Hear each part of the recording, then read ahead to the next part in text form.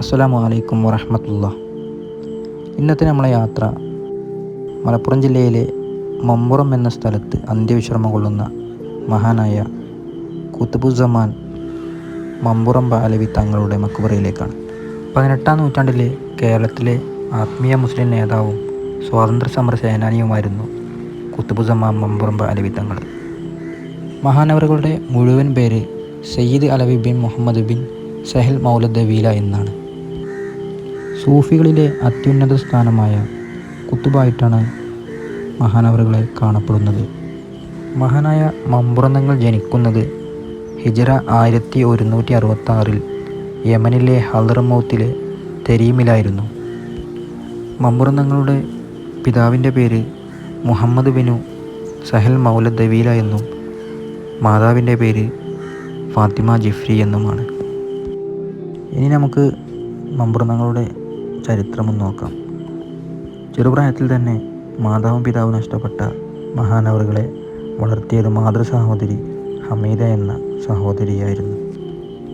ചെറുപ്പത്തിൽ തന്നെ ഖുർആൻ മനഃപ്പാഠമാക്കി ഖാദിരിയ, ബഅലവിയ എന്നീ അത്യുന്നത സ്ഥാനം കൈവരിച്ചു. 17-ാം വയസ്സിലാണ് അദ്ദേഹം കാലിക്കത്തിലേക്ക് കപ്പൽ മാർഗം വരുന്നത്. മമ്പുറം തങ്ങൾ ഇങ്ങോട്ട് വരുന്നത് തന്നെ മാതുരനായിരുന്ന ഷെയ്ഖ് ജിഫ്രി എന്ന ഒരാളുടെ ക്ഷണപ്രകാരമായിരുന്നു. അദ്ദേഹം അന്നൊരു പേര് കേട്ട ഒരു മഹാനായിരുന്നു. അങ്ങനെ സയ്യിദ് ജിഫ്രിയെ കണ്ടതിന് ശേഷം മറ്റൊരു സഹോദരനായ ഹസൻ ജിഫ്രിയെ കാണുകയും അദ്ദേഹത്തിൻ്റെ മകളായ ഫാത്തിമയെ വിവാഹം കഴിക്കുകയും അവിടെ സ്ഥിരതാമസമാക്കുകയും ചെയ്തു എന്നാണ് ചരിത്രരേഖകളിലൊക്കെ കാണപ്പെടുന്നത്. മഹാനായ മമ്പുറം തങ്ങൾ മതപരിഗണനകൾ കൂടാതെ തന്നെ ജനങ്ങളുമായിട്ട് ഒരുപാട് സൗഹൃദത്തിലായിരുന്നു അന്നത്തെ കാലത്ത് കഴിഞ്ഞിരുന്നത്.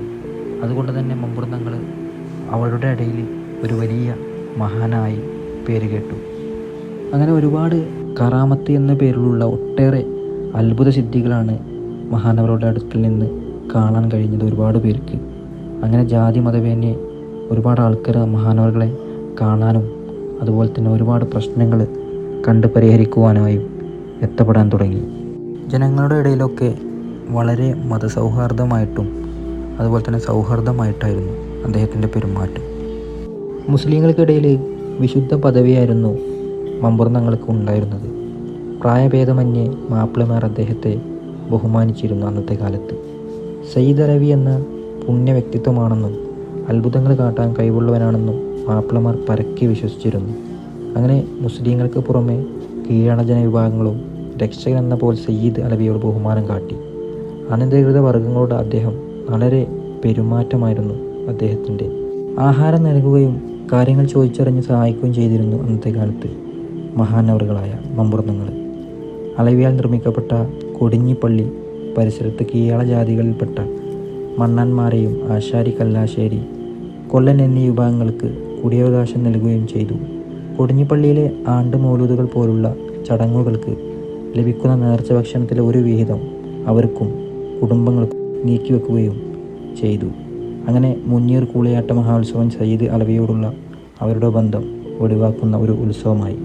പ്രമാണിമാരുൾപ്പെടെ ഹൈന്ദവ വിഭാഗങ്ങളെയും ഒരുപാട് ആത്മബന്ധം അന്ന് മമ്പുറം തങ്ങൾക്ക് ഉണ്ടായിരുന്നു. അന്നത്തെ കാലത്ത് അദ്ദേഹത്തിൻ്റെ കാര്യസ്ഥനായിരുന്നു കോന്തുണ്ണി നായർ. അങ്ങനെ നിർമ്മാണ ജോലികൾക്കൊക്കെ മേൽനോട്ടം വഹിച്ചിരുന്നത് കോമൻ കുറുപ്പായിരുന്നു. ഇപ്രകാരം വിശുദ്ധൻ എന്ന പദവി നൽകി ഹൈന്ദവ പ്രമുഖരും അലവിയെ ബഹുമാനിച്ചു. പല നമ്പൂതിരി, നായർ വിഭാഗങ്ങളെയും കല്യാണ നിശ്ചയങ്ങൾക്കുമായിട്ട് സൽക്കർമ്മങ്ങളിലൊക്കെ സ്ഥിര ക്ഷണിതമായിരുന്നു ഇദ്ദേഹം. ബ്രിട്ടീഷ് സാമ്രാജ്യത്തിനെതിരെ ഏഷ്യ രാജ്യങ്ങളിൽ നടത്തിയിരുന്ന കടന്നുകയറ്റത്തിനും അക്രമങ്ങൾക്കെതിരെ ഏറ്റവും കൂടുതൽ ശബ്ദമുയർത്തിയ ഒരു വിപ്ലവകാരിയായിരുന്നു സയ്യിദ് ബഅലവി മമ്പുറം തങ്ങൾ. ഖാദിരിയ, ബഅലവി അടക്കം നിരവധി സരണികളിലെ മുർഷിദും മുറബ്ബിയും മശായിഖും ഖലീഫയുമാണ് മമ്പുറം തങ്ങൾ. സൂഫികളിലെ സ്ഥാനശ്രേണിയായ അത്യുന്നത പദവിയായ ഖുത്ബ് എന്ന പേരിലും അദ്ദേഹം അറിയപ്പെടുന്നുണ്ട്. ലോകമൊട്ടുമുള്ള സൂഫികൾ ഖുത്ബുസ്സമാൻ എന്നായിരുന്നു അലവിയെ വിശേഷിപ്പിച്ചിരുന്നത്. ഹിജ്റ 1260 മുഹറം 7 അദ്ദേഹം ഈ ലോകത്തോട് വിട പറയുന്നത്. മമ്പുറത്ത് വെച്ചാണ് അദ്ദേഹം വഫാത്താകുന്നത്. അങ്ങനെയാണ് ഇവിടെ മമ്പുറം മക്കാം എന്ന ഈ മക്ബറ സ്ഥിതി ചെയ്യുന്നത്. കേരളത്തിലെ ഏറ്റവും വലിയ ഒരു മുസ്ലിം തീർത്ഥാടന കേന്ദ്രമായിട്ടാണ് മമ്പുറം മക്ബറ കാണപ്പെടുന്നത്.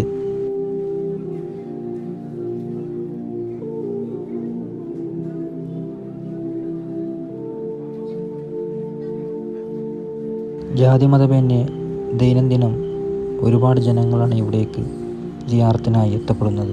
2 കാര്യങ്ങൾക്കായിട്ടായിരുന്നു അന്നത്തെ കാലത്ത് അറബികൾ മലബാറിലേക്ക് കപ്പലേറിയത്. ഒന്ന് കച്ചവടത്തിനും മറ്റൊന്ന് മതപ്രബോധനത്തിനും.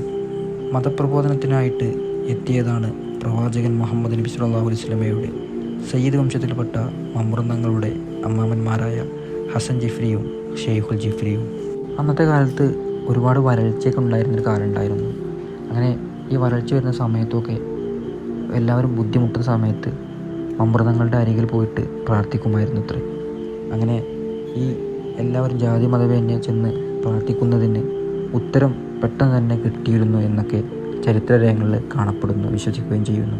കുട്ടികളില്ലാത്തവരൊക്കെ ഇവിടെ വന്നിട്ട് വെള്ളിത്തൊട്ടിലൊക്കെ ഉണ്ടാക്കിയിട്ട് അതിലൊരു കുട്ടിയുടെ രൂപം വെച്ച് നേർച്ചയാക്കി കൊടുക്കുകയും പിന്നെ കുഞ്ഞുങ്ങളില്ലാത്തവർക്കും അതുപോലെ തന്നെ ഒരുപാട് മാറാവ്യാധി രോഗങ്ങൾക്കൊക്കെ ഇവിടെ വന്ന് വിഷമം പറഞ്ഞവർക്ക് തങ്ങളുപ്പാപ്പയുടെ പ്രാർത്ഥനയിൽ ഒരുപാട് പ്രതിവിധി കിട്ടുന്നുണ്ട് എന്നും നമുക്ക് വിശ്വാസം.